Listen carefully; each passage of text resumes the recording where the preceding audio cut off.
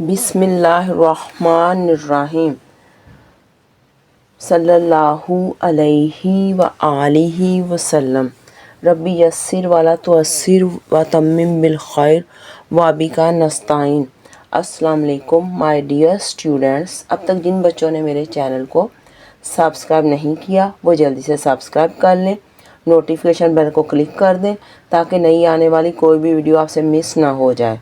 Video अच्छी लगे तो उसे लाइक ज़रूर कीजिएगा।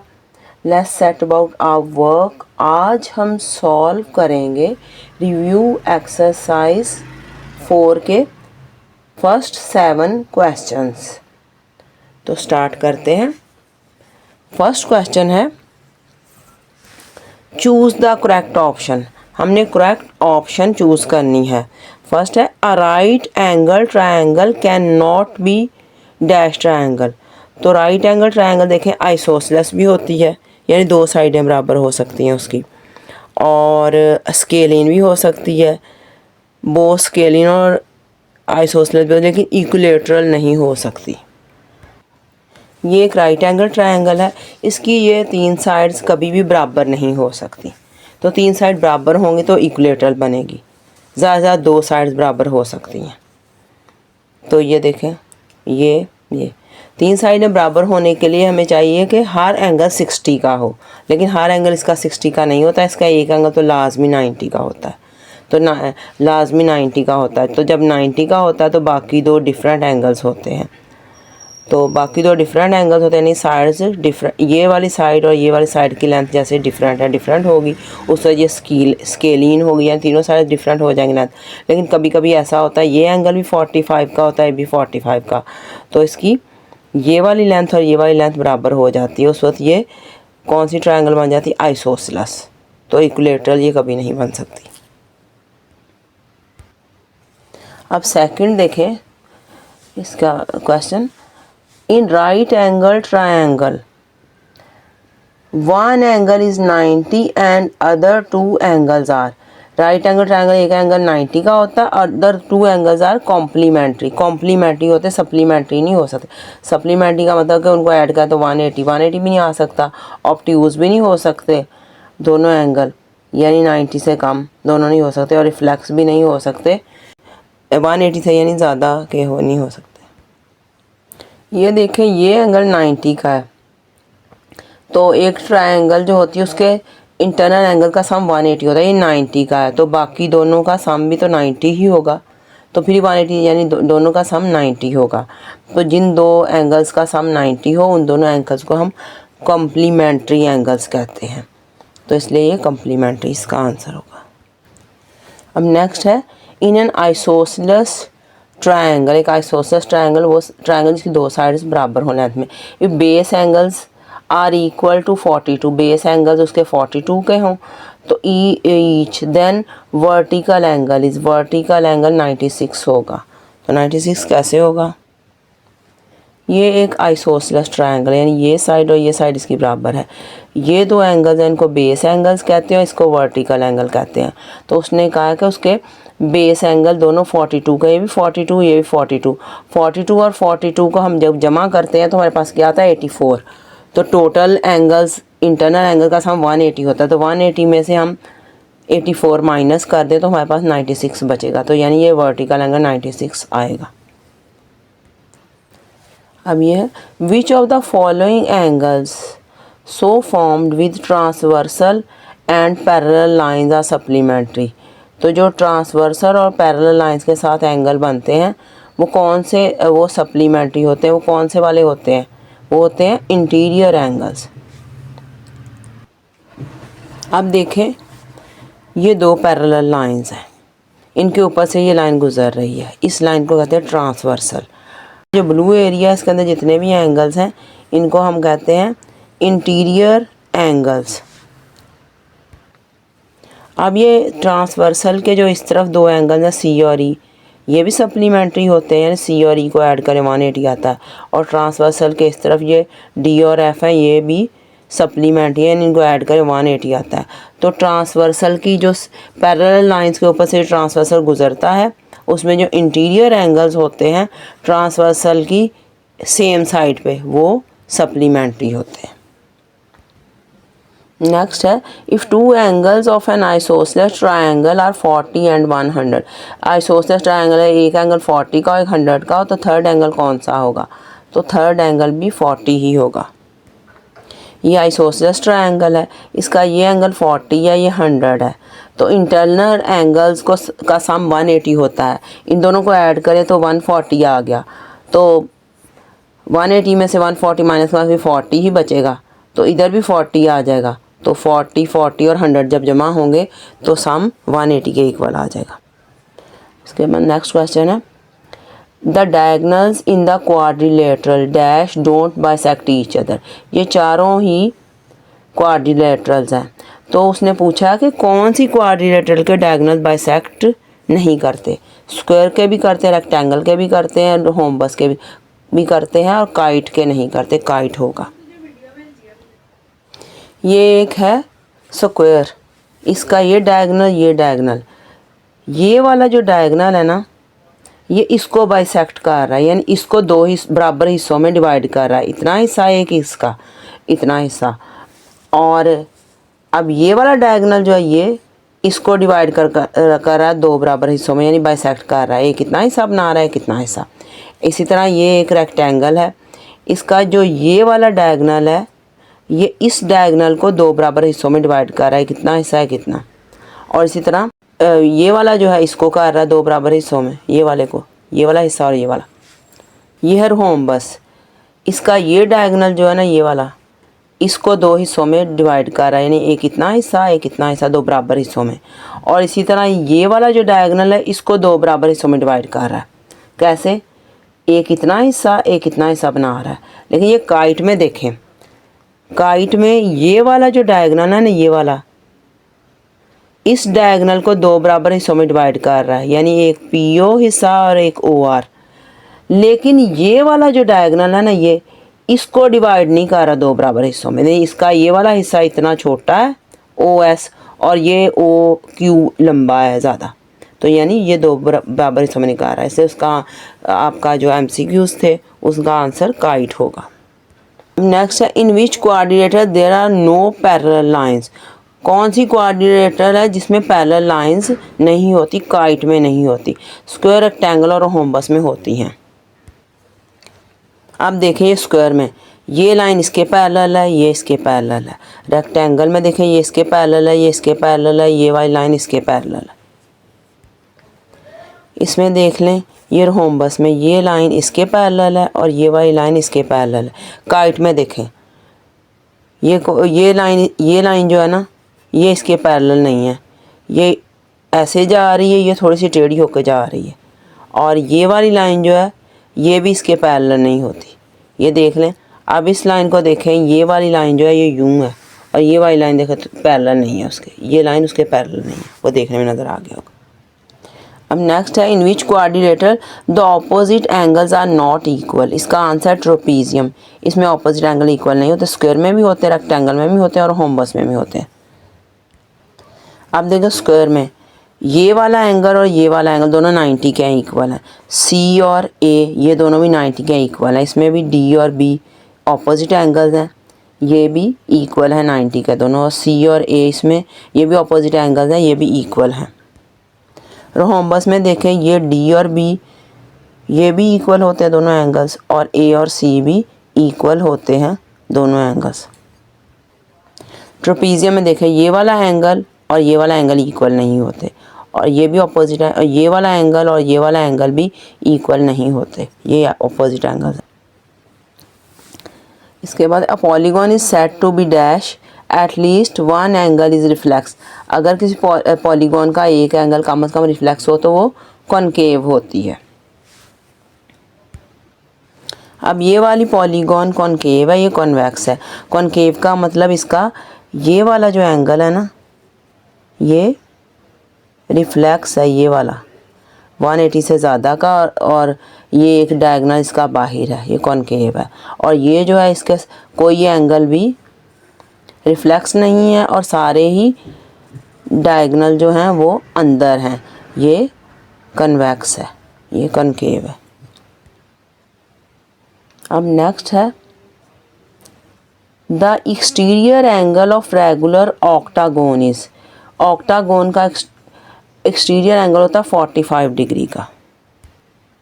ऑक्टागोन की 8 साइड्स होती हैं और ये एक्सटीरियर एंगल का फार्मूला है। 8 साइड्स हैं तो n की जगह 8 लिख देंगे, तो एक्सटीरियर एंगल 45 के इक्वल आ जाएगा हर एक्सटीरियर एंगल उसका।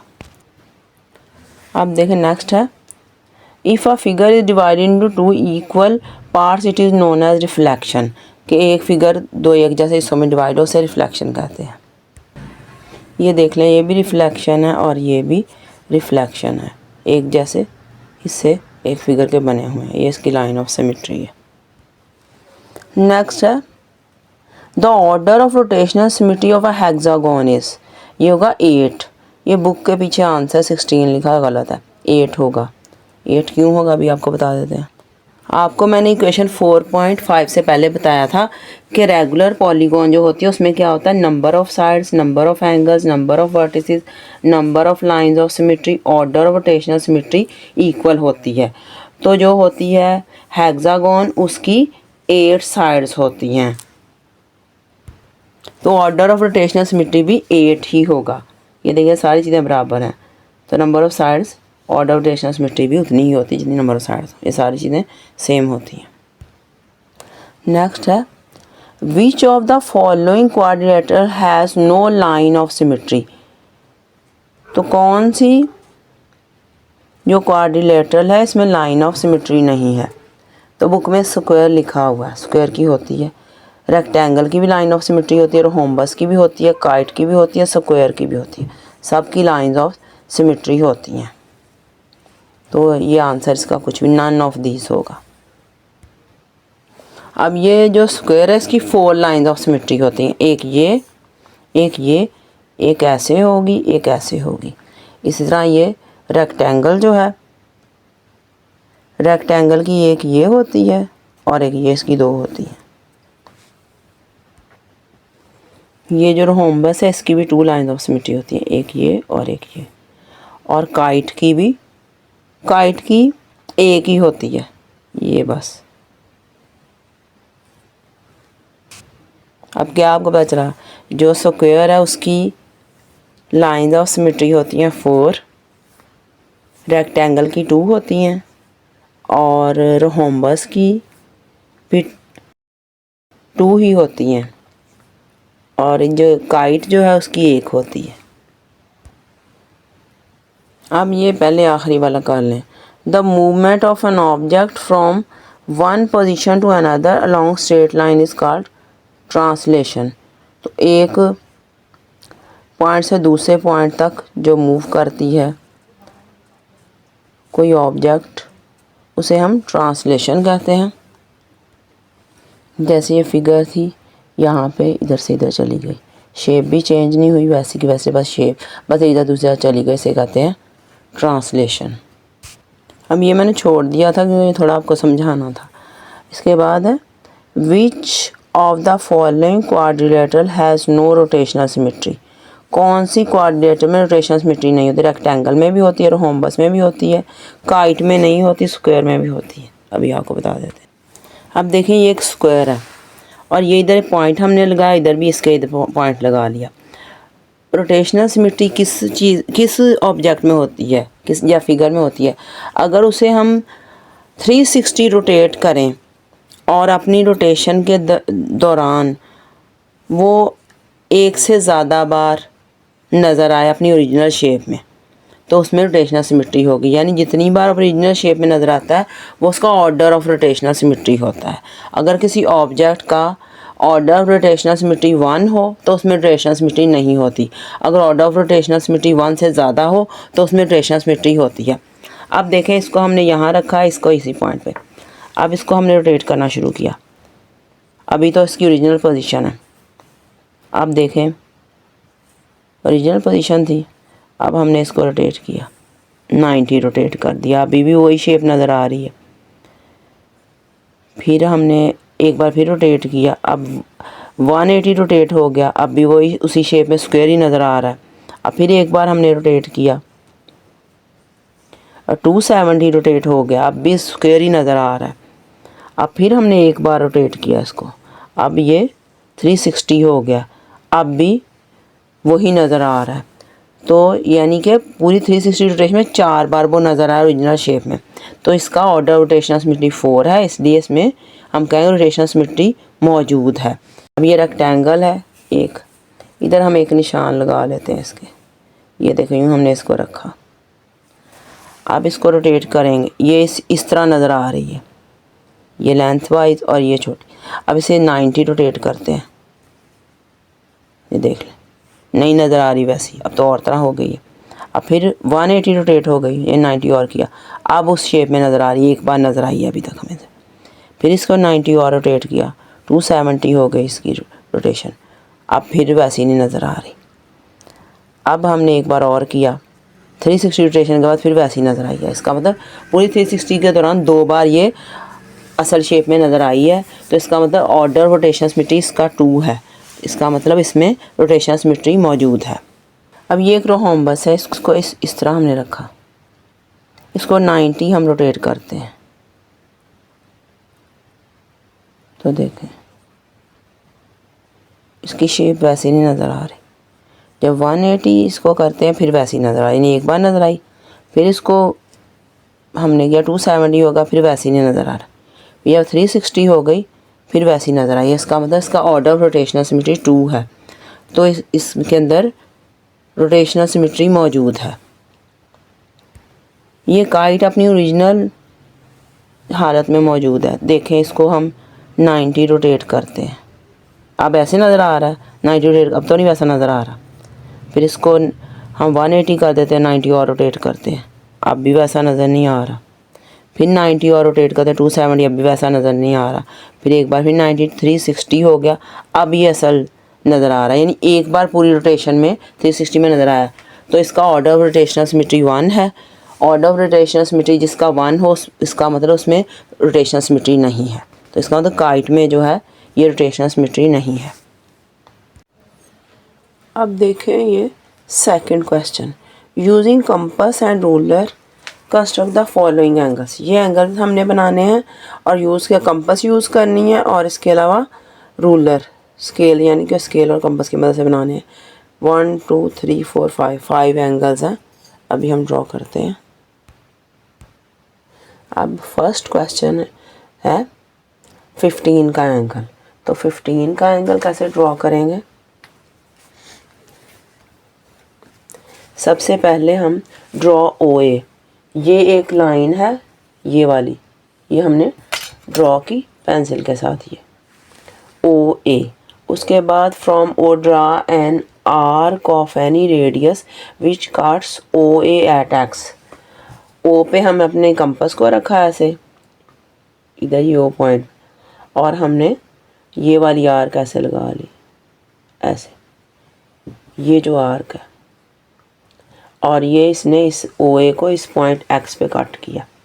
आ गया from X draw an arc of same radius which cut the previous arc eight Y। अब X पे हमने अपनी कंपास को रखना है, ये वाला पॉइंट X ऐसे रखना है, और इसने इधर ये फर्स्ट आर्क थी, इसको Y के ऊपर कट कर देना है।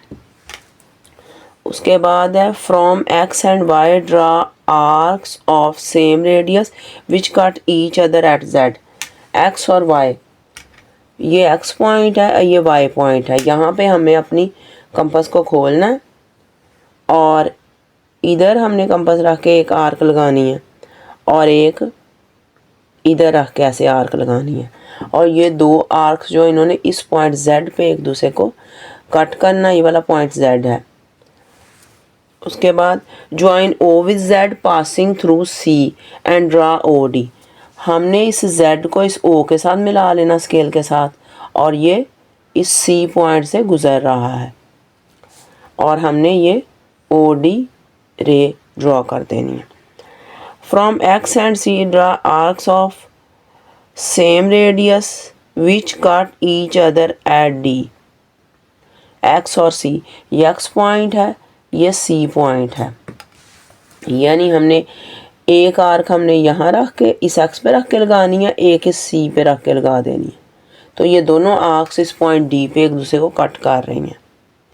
Join O with D and draw O B, इस ओ को डी से मिला देना और आगे बढ़ा देना, ये ओ बी रे बन जानी है।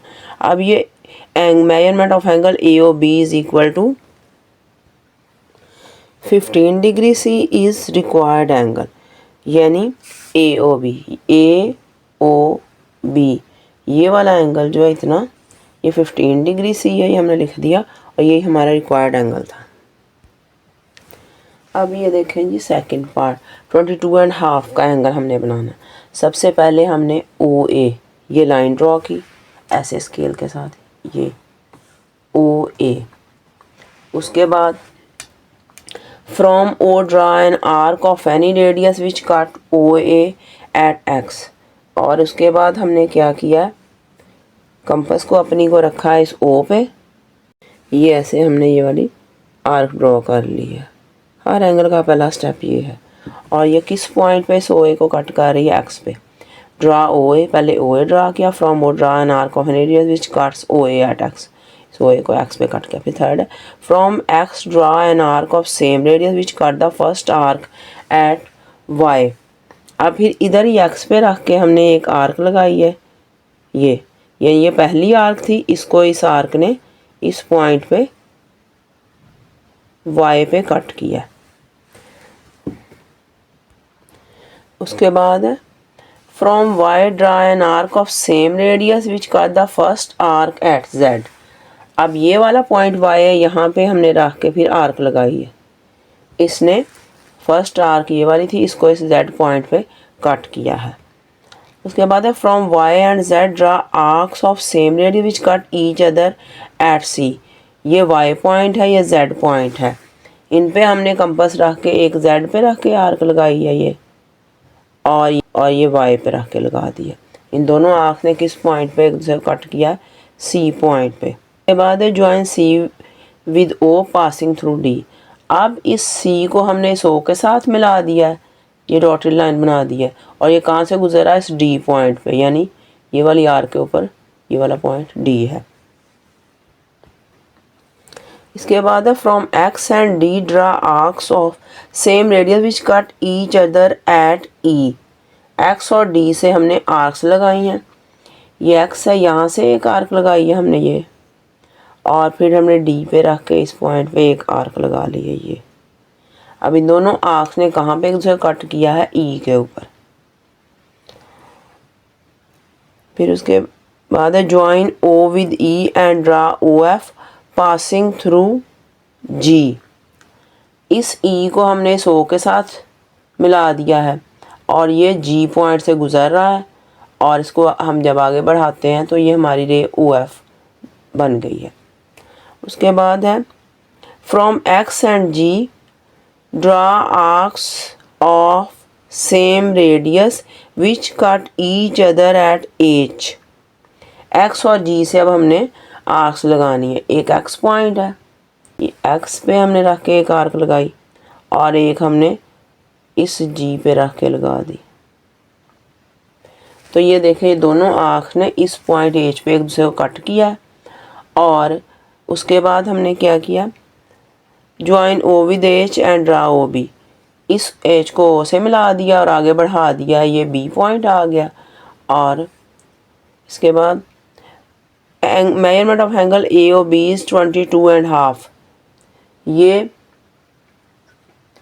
ए ओ बी ये वाला एंगल जो है 22.5 का है, वही हमारा रिक्वायर्ड एंगल था। थर्ड पार्ट है 37.5 का, हमने एंगल बनाना है।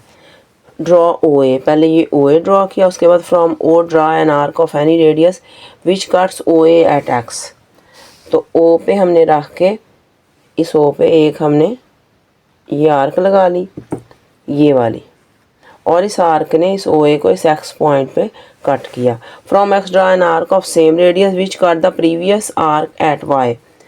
तो ये वाली आर्क है, इसको फर्स्ट आर्क भी कह देते हैं, प्रीवियस आर्क भी कह देते हैं।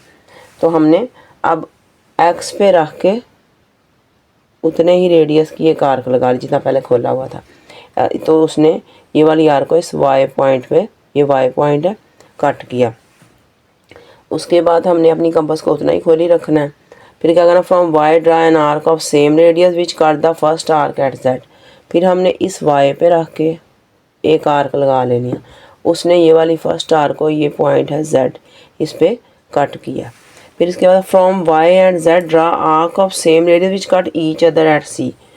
अब हमने वाई पे रख के एक आर्क लगानी है और एक इस जेड पे। इन दोनों आर्क ने ये पॉइंट सी पे एक दूसरे को कट किया। उसके बाद join C with O passing through D and draw O E. इस सी को हमने ओ के साथ ज्वाइन कर दिया है, डॉटेड लाइन से आगे बढ़ा दिया है, और ये ओ एफ रे बन गई है। और ये इस पॉइंट, ये पॉइंट डी है, यानी फर्स्ट आर्क के ऊपर ये वाला पॉइंट डी है, यहाँ से ये गुजर रहा है। इसके बाद from Y and D draw arcs of same radius which cut each other at G. Y और डी से हमने आर्क्स लगानी है। ये है वाई, इधर से आर्क लगाई, और ये डी, ये वाला डी पॉइंट है, यहाँ से आर्क लगाई। इन दोनों ने एक दूसरे को कट किया जी पॉइंट पे। Join O with G passing through F and draw O H. इस जी को इस ओ के साथ हमने ज्वाइन किया है, और ये कौन से पॉइंट से, एफ से गुजर रहा है, यानी फर्स्ट आर्क के ऊपर ये पॉइंट एफ मौजूद है, और इसको आगे बढ़ा दिया तो ओ एच रे बन गई है हमारी। उसके बाद from X and F draw arcs of same radius which cut each other eight J. X और एफ से हमने ड्रॉ करनी है आर्क्स। एक एक्स पे रख के हमने एक आर्क ड्रॉ करनी है, और एक हमने एफ पे, ये एफ पे रख के ये दोनों आर्क्स यहाँ पे जे पॉइंट पे दूसरे को कट करेंगी। उसके बाद join O with J and draw O B.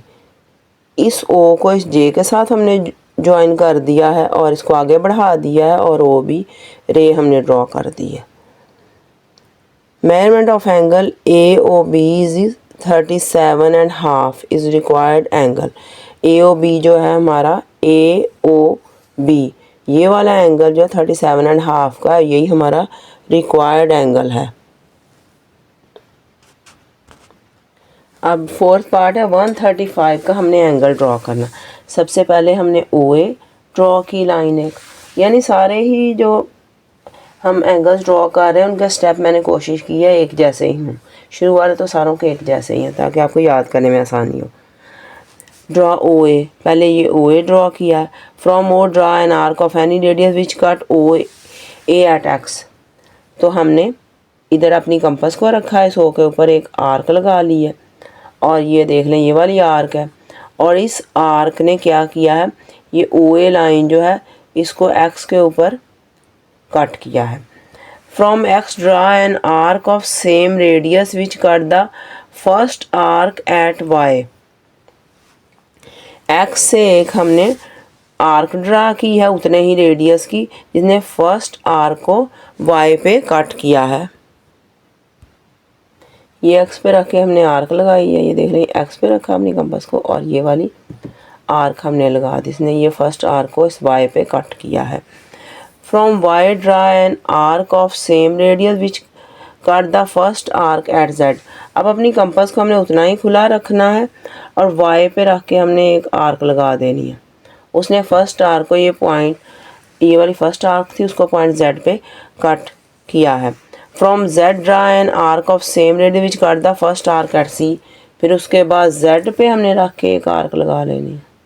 उसने ये वाली जो फर्स्ट आर्क है उसको इस पॉइंट सी पे कट किया। From C and Z draw arcs of same radius which cut each other at D. Z और सी से हमने आर्क लगानी है एक जैसे रेडियस की।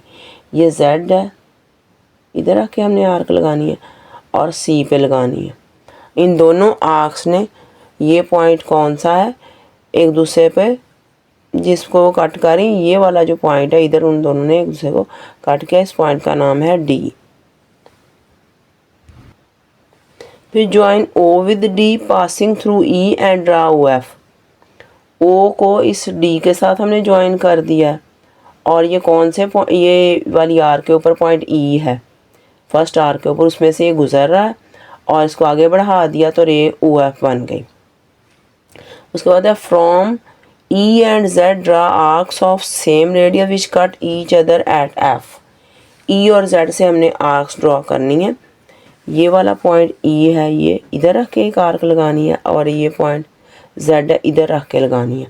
इन दोनों आर्क्स ने एक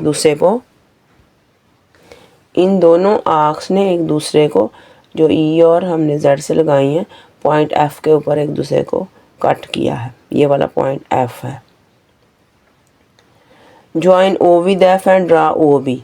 इस ओ को हमने इस एफ के साथ ज्वाइन कर दिया, ये लाइन लगाई और आगे बढ़ा दिया, ओ बी रे बन गई। Join O with F and draw O B ray. Measurement of angle A O B is equal to 135 is required angle. ये जो है ए ओ बी, ये वाला जो एंगल है ना, ये 135 का हमारा रिक्वायर्ड एंगल है। अब हमने एंगल ड्रा करना 165 का। सबसे पहले ड्रॉ ओ ए। ये ओ ए हमने ड्रॉ किया, उसके from O draw an arc of any radius which cuts O A at X. X ये ओ पे रख के हमने एक आर्क लगाई है ऐसे, ये वाली, और इसने इस ओ ए को इस पॉइंट एक्स पे कट किया। From X draw an arc of same radius which cut the first arc at Y. अब हमने एक्स पे रख के, इस पॉइंट एक्स पे रख के ये आर्क लगाई है, जिसने ये वाली फर्स्ट आर्क को इस पॉइंट वाई पे कट किया है। इसके बाद है from Y draw an arc of same radius which cut the first arc at Z. फिर हमने वाई पे रख के आर्क लगाई है, ये वाई, इसने फर्स्ट आर्क को इस पॉइंट जेड पे कट किया है। From Z draw an arc of same radius which cut the first arc at C. उतने ही रेडियस की हमने आर्क जेड पे रख के लगाई है, ये वाला पॉइंट जेड, इसने फर्स्ट आर्क को इस सी पे कट किया। सेम रेडियस का मतलब होता है कि आपने एक बार कंपास खोल लिया, उतनी खुली रखनी और आगे आर्क्स लगाते जाना। And Z draw arcs of same radius which cut each other at E. C और जेड से हमने आर्क्स लगानी है। एक ये वाला पॉइंट सी है, यहाँ पे रख के हमने आर्क लगाई इस पॉइंट पे, और ये फिर ये जेड पे रख के हमने आर्क, ये इन दोनों आर्क्स ने किस पॉइंट पे एक दूसरे को कट किया है, ये वाला पॉइंट ई जो है यहाँ पे। Join O with E passing through D and draw O F. O को ई से ज्वाइन कर लिया, ये ओ है, इसको इस ई के साथ ज्वाइन कर लिया। ये वाला फर्स्ट आर के ऊपर पॉइंट डी है, उसमें से ये गुजर रहा है और आगे बढ़ा दिया, तो ये रे ओ एफ बन गई है। From C and D draw arcs of same radius which cut each other at G. C और डी से हमने आर्क्स लगाई हैं। ये पॉइंट सी है, यहाँ पे रख के एक हमने आर्क लगाई है, और ये डी पॉइंट है, इधर से आर्क लगाई है, और इन आर्क्स ने एक दूसरे को कट किया जी पे। कौन सा पॉइंट है जी? ये वाला, ये जी, यानी सी और डी से हमने आर्क्स लगाई और इन्होंने इस पॉइंट जी पे एक दूसरे को कट किया है। Join O with G and draw O B. O को हम इस जी के साथ ज्वाइन कर देते हैं और आगे बढ़ा देते हैं, तो हमारी रे ओ बी बन जाती है। Measurement of angle A O B is equal to 165 degree is required angle. A O B, ये वाला जो एंगल है, ये सारा, ये पूरा 165 का हमारा रिक्वायर्ड एंगल है।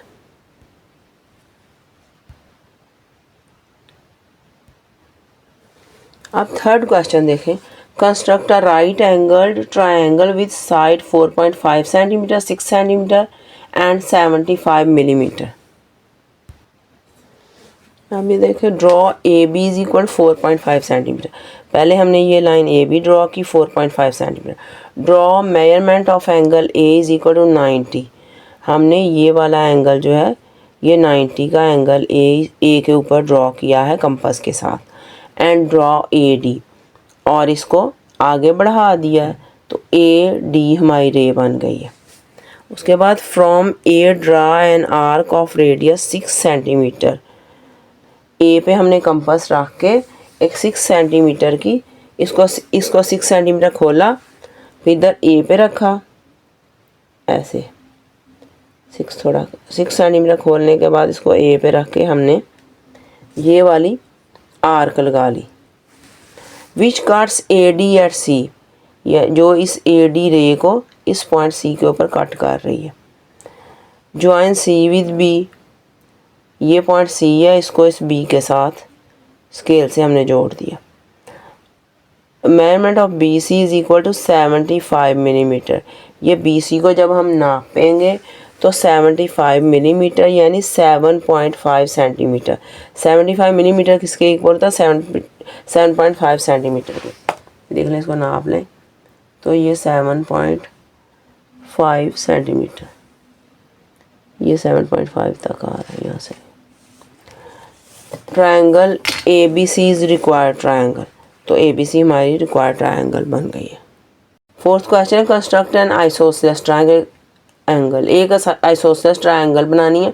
आइसोसेलेस ट्रायंगल क्या होती है? जिसकी दो साइडें बराबर हों, विद बेस लेंथ यानी उसकी बेस की लंबाई है 5.4 centimetre and base angles each of measure 75 degree के। बेस एंगल्स जो हैं दोनों 75 डिग्री के हैं। ये एक आइसोसेलेस ट्रायंगल है, यानी ये साइड और ये साइड इसकी बराबर है, और ये वाली जो नीचे वाली लाइन होती है इसे बेस कहते हैं, यानी इसकी बेस लेंथ हमें दी है 5.4 सेंटीमीटर, और ये इसके ऊपर दो एंगल, एक इधर और इधर, ये दोनों बराबर होते हैं। ये दोनों साइडों की लेंथ भी बराबर होती है, ये दोनों एंगल्स भी बराबर होते हैं। इन दोनों एंगल्स को बेस एंगल्स कहते हैं, और ये जो ऊपर एंगल मान रहा है इसको वर्टिकल एंगल कहते हैं। अब देखते हैं कैसे बनी है। Draw measurement of Q R is equal to 5.4 centimetre. ये क्यू आर एक हमने लाइन ड्रॉ की, बेस उसकी ये 5.4 सेंटीमीटर। क्यू आर ज़रूरी नहीं, आप इसे ए बी भी कह सकते हैं, कुछ भी कह सकते हैं।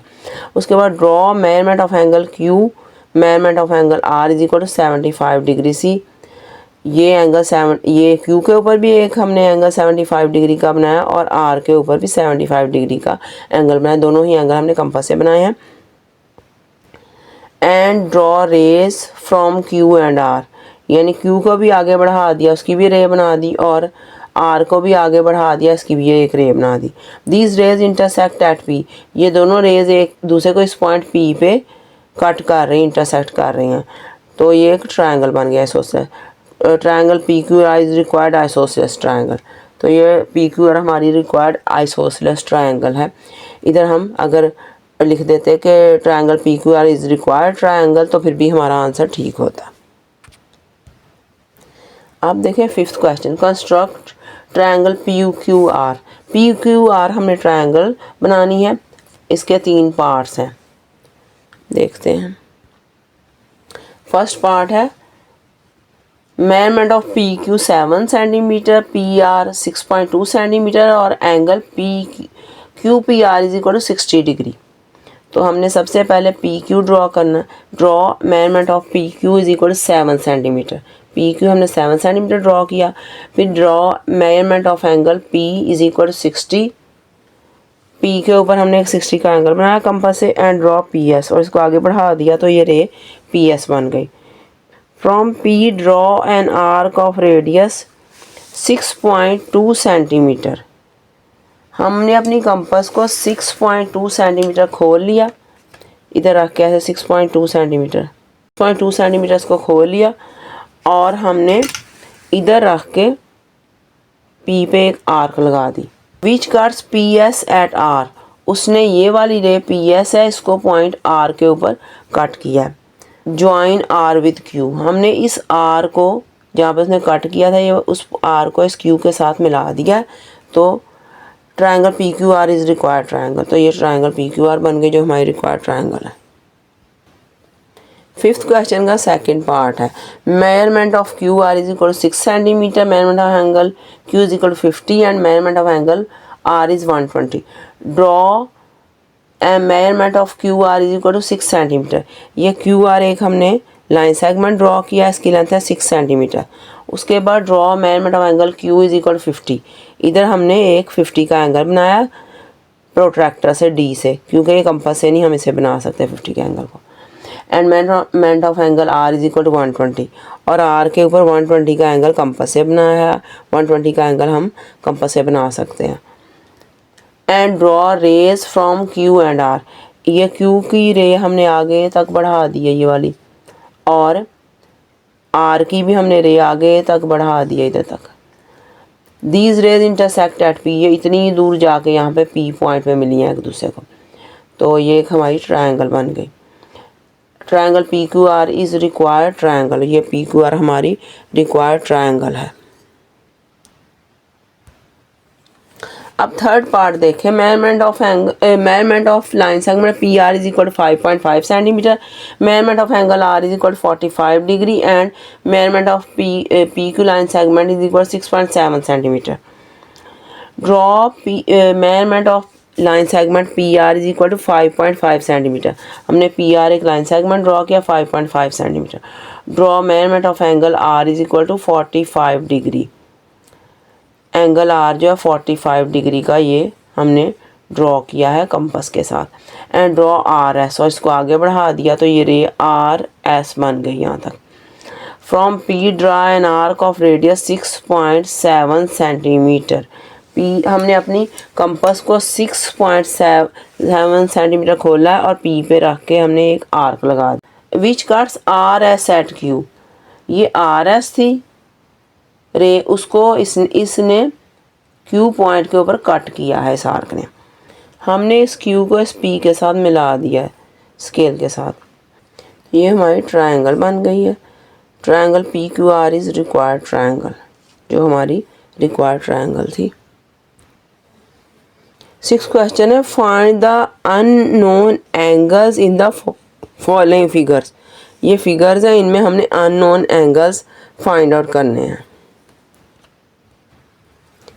ये एक फिगर है हमारी, ये वाई एंगल है, ये एक्स एंगल है, 54 का एंगल है, ये 116 का एंगल है, और ये ए एंगल हमने मार्क किया खुद, ये वाला मार्क द एंगल ए, ये हमने मार्क किया।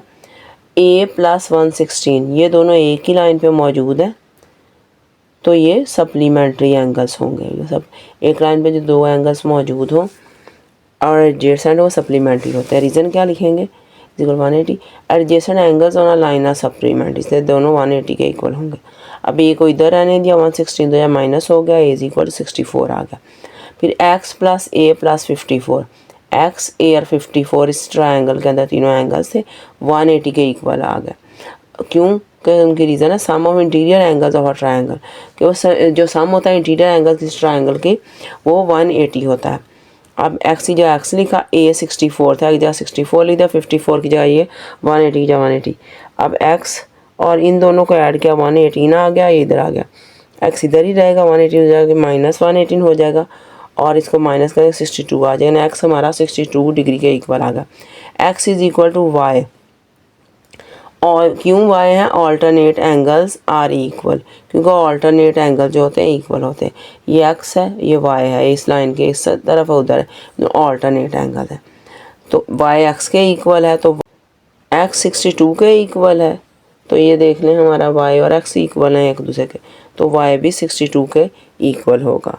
अननोन एंगल दो थे हमारे, एक एक्स और वाई, दोनों हमने मालूम कर लिए, एक्स भी 62 है और वाई भी 62 है।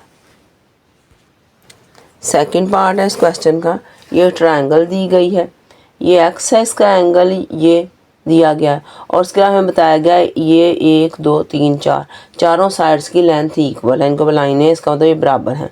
अब हमने खुद से एंगल्स मार्क किए हैं, ये ए एंगल मार्क किया, ये बी और ये सी, हमने लिख दिया marked angles A B and C. A is equal 60 degree है, ये ए एंगल जो है 60 डिग्री के इक्वल है। क्यों 60 डिग्री के इक्वल है, एंगल ऑफ इक्विलेटरल ट्रायंगल, इस ट्रायंगल की तीनों साइडें आपस में बराबर हैं, तो जिस ट्रायंगल की तीनों साइड्स आपस में बराबर हों उसके तीनों एंगल जो होते हैं वो बराबर होते हैं, तीनों एंगल ही 60 डिग्री के होते हैं और उसे इक्विलेटरल ट्रायंगल कहते हैं।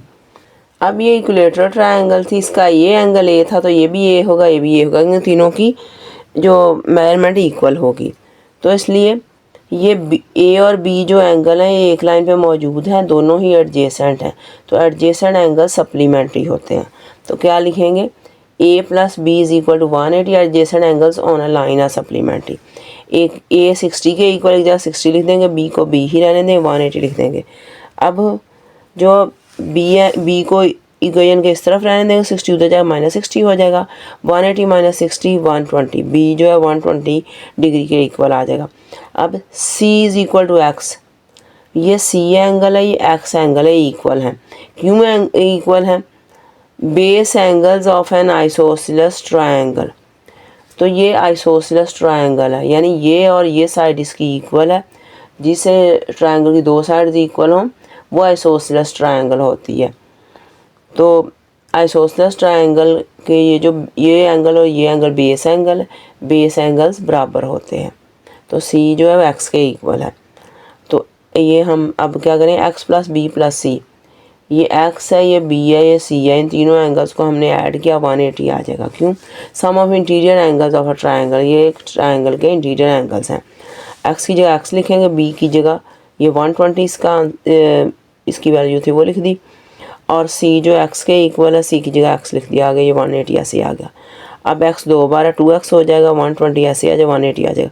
2x इधर लिखेंगे और 180 को इधर, 120 इधर -120, 2x इज इक्वल टू 180 -120 60 आ जाएगा। x इधर रहेगा, 2 नीचे जाके इससे डिवाइड हो जाएगा, x is equal to 30 degree, x angle 30 degree का आ जाएगा। x एंगल हमारा अननोन एंगल था, वो हमने फाइंड आउट कर लिया है।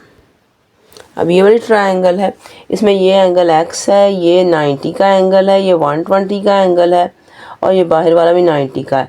ये a और b एंगल हमने खुद मार्क किए हैं। अब इसमें हमें बताया गया ये साइड और ये साइड बराबर है, यानी ये एक आइसोसेलेस ट्रायंगल है। Marked angles a and b, a और b हमने मार्क किए हैं। अब b plus B is plus 120, ये b है, ये b एंगल है, तो ये एंगल भी b ही होगा, क्योंकि आइसोसेलेस ट्रायंगल है, ये दोनों साइड्स इसकी बराबर हैं, तो ये एंगल भी b है। तो इसको हम b लिख भी सकते हैं, ना भी लिखें, वैसे भी हमें पता है। ये नहीं जी, ये b लिख दिया। अब b और 120, sum of interior angles of an isosceles triangle, ये एक आइसोसेलेस ट्रायंगल के इंटीरियर एंगल्स हैं। दो बार b या 2b हो जाएगा, 120 हो जाएगा, 180, 2b इधर रहेगा, 120 इधर माइनस हो जाएगा, 2b इज इक्वल टू 60, और b इधर रहेगा, 2 नीचे चला जाएगा 60 के, b इज इक्वल टू 30 आ जाएगा। उसके बाद a b और 90, ये a है, ये b है, ये 90 है, एक लाइन पे ये तीनों मौजूद हैं, और ये तीनों ही एडजेसेंट एंगल्स हैं। तो एडजेसेंट एंगल जो होते हैं उनका सम 180 के इक्वल होता है। ये a b और इस 90 को हम जब ऐड करेंगे तो ये 180 के इक्वल आ जाएंगे। Adjacent angles on a line और सप्लीमेंट्री। 90 ऐसे ही आ जाएगा, b की जगह 30 लिख देंगे, b 30 के इक्वल है, a वैसे ही लिख देंगे और 180 लिख देंगे। इन दोनों को ऐड करेंगे, 120, a साथ आ जाएगा, ये a इधर ही रहेगा, 120 इधर जाए माइनस हो जाएगा, a इज इक्वल टू 60। अब इसके बाद a plus 90 plus x, a है, ये 90 है, ये x है, इस ट्रायंगल के इंटीरियर एंगल्स हैं, इनको ऐड किया तो 180 आ जाए। Sum of interior angles of a triangle, a 60 के इक्वल 60 लिख दें, 90 को वैसे ही, x को ऐसे ही, 180 को ऐसे, इन दोनों को ऐड करेंगे, 150 आ जाएगा, x आ जाएगा, ये आ जाएगा, x इधर रहेगा, ये इक्वेशन के दूसरी तरफ जाके माइनस हो जाएगा, तो माइनस का 30, x इज इक्वल टू 30। ये x हमारा अननोन एंगल था, ये हमने मालूम कर लिया 30 के इक्वल। अब देखें नेक्स्ट क्वेश्चन है 7, find the unknown angles in the following quadrilaterals. ये क्वाड्रिलेटरल्स दी गई हैं, इनके अननोन एंगल्स फाइंड आउट करने हैं। पहला स्क्वायर है, दूसरा रेक्टेंगल है, तीसरा ट्रोपीजियम है। फर्स्ट देखें, ये एक्स एंगल है, ये 90 का एंगल है, 30 का एंगल है, ये एक स्क्वायर है। ये ए और बी एंगल हमने खुद ड्रॉ कर लिए। Marked angles A and B, ये हमने लगा लिए। ए प्लस 90 प्लस 30, ए है, ये 90 है, 30 है, इस ट्रायंगल के इंटीरियर एंगल्स हैं। Sum of interior angles of a right angle triangle, right angle triangle यानी इसका एक एंगल राइट है, ये वाला, तो 180 के इक्वल आ गया। ए को वैसे लिख दिया और 90 30 को ऐड किया 120 आ गए तो 180, ए इधर रहा 180 भी इधर और 120 इधर माइनस होगा, ए इज इक्वल टू 60। ये एंगल हमारा 60 डिग्री के इक्वल आ गया। अब A plus B is equal to 90, A और बी जो है वो 90 के इक्वल हैं। Interior angle of a square is equal to 90, ये स्क्वायर है, इसके इंटीरियर एंगल, ये वाला एंगल भी 90 का होता है, ये भी 90 का, ये भी 90 का है, तो ये पूरा 90 का होगा, इसलिए ये पूरा 90 का, हम ये दोनों को ऐड करेंगे तो इस पूरे 90 के इक्वल आ जाएंगे। ए 60 था, इसका 60 लिया बी और ये, अब बी को इधर आने दिया, 60 को उधर ले गए, 90 माइनस 60 होगा, बी इज इक्वल टू 30। अब है x plus 90 plus B, x 90 और b, ये वाली ट्रायंगल 180 के इक्वल आ गई। Sum of interior angle of right angle triangle, ये भी राइट एंगल, ये वाला एंगल इसका 90 का है। x प्लस ये दोनों को ऐड कर देंगे, 120 आ गया और 180, x इधर रहेगा, ये 180 भी इधर ही रहेगा, 120 इधर माइनस x इक्वल टू 60, तो ये x एंगल हमारा 60 के इक्वल आ गया। ये हमारा अननोन एंगल था, हमने फाइंड आउट कर लिया। सेकंड पार्ट है, इसमें एक रेक्टेंगल दी गई है, ये इसका एंगल 42 डिग्री है, ये x डिग्री है ये वाला, और ये y है दिए गए हैं, और ये हमने खुद मार्क कर लिए एंगल A, और ये पूरे को हमने B कह दिया और इतने एंगल को C कह दिया। इसके बाद ये इसके जो हैं वर्टिसेस भी हमने लिख दिए वहाँ A B C D। अब mark points A B C D, ये A B C D points हमने खुद लगा लिए हैं, एंड O भी हमने खुद लगा लिया, and angles A B and C, और एंगल ये वाला A, ये वाला B, ये इतना B है, ये देखें ये जो है ना ये इतना पूरा ये B है, और ये इतना जो है ये C। अब measurement of OA OB OC और OD, ये है OA, ये OB, ये OC है, ये OD है, ये इक्वल होते हैं। इक्वल क्यों होते हैं? Diagonals of rectangle bisect each other, diagonal जो होते हैं एक दूसरे को बाइसेक्ट करते हैं रेक्टेंगल के, यानी ये वाला जो डायगोनल है इसको ये वाला डायगोनल बाइसेक्ट कर रहा है, यानी इसको दो एक जैसे बराबर हिस्सों में डिवाइड कर रहा है, यानी ये हिस्सा बराबर है, और ये वाला जो डायगोनल है ये इसको दो बराबर हिस्सों में डिवाइड कर रहा है, यानी ये वाला हिस्सा और ये वाला हिस्सा बराबर है, तो इसलिए ये सारे बराबर हो गए, यानी OB OD के इक्वल है, OA OC के इक्वल है, ये चारों आपस में इक्वल हैं। Measurement of OD is equal to OC, अब ये चारों बराबर थे तो इसका मतलब है कि ये OD और ये OC भी आपस में बराबर आ गए। अब है A is equal to 42 degree, ये एंगल जो A है ये 42 डिग्री है। क्यों 42 डिग्री है? Base angle of an isosceles triangle, ये देखें ये पूरी ट्रायंगल है, इसकी ये साइड और ये साइड बराबर है, एक ये साइड है, एक ये है, एक ये है, तो ये पूरी आइसोसेलेस ट्रायंगल है। आइसोसेलेस ट्रायंगल के बेस एंगल्स आपस में बराबर होते हैं, ज़ाहिर एक 42 इसका बेस एंगल है, एक A जो है बेस एंगल है, ये दोनों बराबर हैं।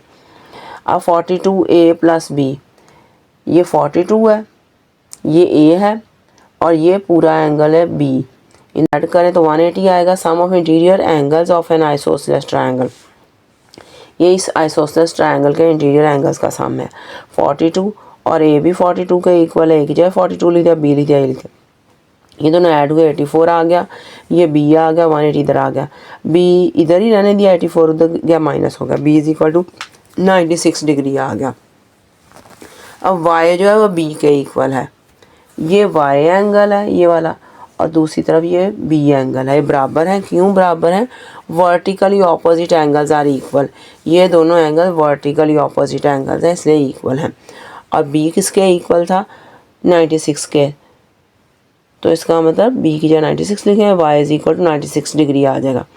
C किसके इक्वल है? B/2 के, ये वाला जो C एंगल है ये C इतना है और ये B पूरा है, तो ये यानी B को हाफ करें तो C आता है, तो C is equal to B/2, C लिखा और बी की जगह ये बी की वैल्यू लिख दी 96 ये थी और 2 सी 48 डिग्री आ गया, यानी ये वाला एंगल जो है ना ये हमारा 48 डिग्री आ गया। अब A plus C plus X A angle है, ये वाला एंगल सी है और ये एक्स है, इनको हम ऐड करेंगे। ये इस ट्रायंगल, ये वाली जो ट्रायंगल है इसके एंगल्स हैं तो 180 आ जाएगा। 180 क्यों आएगा? Sum of interior angles of a triangle. फिर उसके बाद ए की जगह 42 लिखेंगे, ए 42 के इक्वल है। अभी हमने मालूम किया था, ये देखें इधर, और सी जो है वो 48, ये सी 48 के इक्वल लिख दिया, एक्स को ऐसे लिख दिया, ये 180 आ गया। इन दोनों को ऐड करेंगे 90 आ जाएगा प्लस एक्स 180, एक्स इधर ही रहेगा 90 माइनस हो जाए, एक्स इज इक्वल टू 90। तो ये एक्स एंगल हमने मालूम करना था, वो हमने मालूम कर लिया 90, और वाई एंगल भी हमारा अननोन था, वो हमने मालूम करना था, वाई इज इक्वल टू 96। ये हमने दोनों एंगल फाइंड आउट कर लिए। अब थर्ड पार्ट देखें, इसमें एक ट्रोपीजियम बना हुआ है। पहले देखें ये ट्रोपीजियम की ये शेप होती है, इसकी शॉर्ट साइड होती है और ये लॉन्ग साइड होती है। ये और ये एंगल जो होते हैं ट्रोपीजियम में ये सप्लीमेंट्री होते हैं, यानी इन दोनों को ऐड करें 180 आता है, और ये वाले भी सप्लीमेंट्री होते हैं, इन दोनों को ऐड करें 180 आता है। ये समझाने के लिए मैंने पहले आपको बता दिया। सबसे पहले ये ट्रोपीजियम है, इसका एंगल ये बाहर एक बना हुआ है, ये तो ट्रोपीजियम है, ये 100 का एंगल है, ये एक्स है, ये 119 और ये वाई है। अब सबसे पहले हमने ये एंगल मार्क खुद से कर लिया, मार्क्ड एंगल ए एंगल हमने मार्क कर लिया। फिर ए प्लस 100 इज इक्वल टू 180, ये ए एंगल, ये 100 एंगल है, ये 180 के इक्वल क्यों है? ये एक लाइन के ऊपर दोनों एंगल मौजूद है और दोनों ही एडजेसेंट एंगल हैं। तो एक लाइन पे जो दो एंगल होते हैं एडजेसेंट होते हैं वो सप्लीमेंट्री होते हैं। तो रीज़न क्या लिखेंगे इसकी? Adjacent angles on a line are supplementary. उसके बाद ये ए इसी साइड पे रहेगा, ये 180 भी इधर, ये 100 उधर चला जाएगा और ये -100 हो जाएगा। तो 180 में से 100 minus 80, A is equal to 80, A angle 80 के इक्वल आ गया। उसके बाद ये आपको अभी जो चीज़ बताई थी वही x plus A is equal to 180, ये एक्स और ए को ऐड करें तो 180 आता है, यानी एक्स और ए दोनों सप्लीमेंट्री होते हैं ट्रोपीजियम में। रीज़न इसकी क्या होती है? Pair of interior angles of parallel lines is supplementary. जो इंटीरियर एंगल्स होते हैं पैरेलल लाइंस का सप्लीमेंट्री होते हैं। एक ये लाइन है, एक ये लाइन है, ये पैरेलल लाइंस है ना दोनों, तो इनके अंदर जो एंगल्स होते हैं इंटीरियर, यानी ये और ये एक लाइन है, इसकी इस साइड पे जो दो एंगल हैं इस लाइन को कहते हैं ट्रांसवर्सल। इसके एक साइड पे जो एंगल होते हैं यानी इस लाइन के इस तरफ दो एंगल जो है वो भी सप्लीमेंट्री होते हैं, अगर इस तरफ भी दो होंगे वो भी सप्लीमेंट्री होंगे। इस तरह ये वाली भी लाइन है, ये दो पैरेलल लाइन है, ये लाइन दरम्यान में, इसको ट्रांसवर्सल कहते हैं। इसके इस तरफ दो एंगल है, ये भी सप्लीमेंट्री होंगे, अगर इस तरफ भी दो होते तो वो भी सप्लीमेंट्री ही होते। अब ये रीज़न लिखो, pair of interior angle of parallel lines is supplementary. उसके बाद ये एक्स की जगह एक्स लिखा, ए 80 के इक्वल था तो ए की जगह हमने 80 लिख दिया, और ये 180 इधर ही रहेगा। एक्स आ गया इधर और ये 80 उधर चला गया, ये माइनस हो गया इस 180 में से, एक्स इक्वल 100 आ गया। उसके बाद 119 प्लस वाई, 119 और वाई को ऐड किया, ये 180 आ गया, यानी ये भी दोनों भी सप्लीमेंट्री होते हैं। वही वाली रीज़न है, pair of interior angle of parallel lines is supplementary. अब ये वाई इधर ही रहेगा इक्वेशन के, और ये 119 उधर चला जाएगा, 180 में से माइनस हो जाएगा, वाई इज इक्वल टू 61 और ये 61 आ जाएगा। हमने कौन कौन से एंगल फाइंड आउट करने थे? एक्स और वाई। तो एक्स हमारा 100 आ गया और वाई 61 डिग्री हमारा आ गया है। अब हमारी रिव्यू एक्सरसाइज 4 के 7 क्वेश्चंस कंप्लीट हो गए हैं। At the end I would like to say, my dear students, please like my video, subscribe my channel and click the notification bell so you don't miss out on new videos. That's all. Allah Hafiz.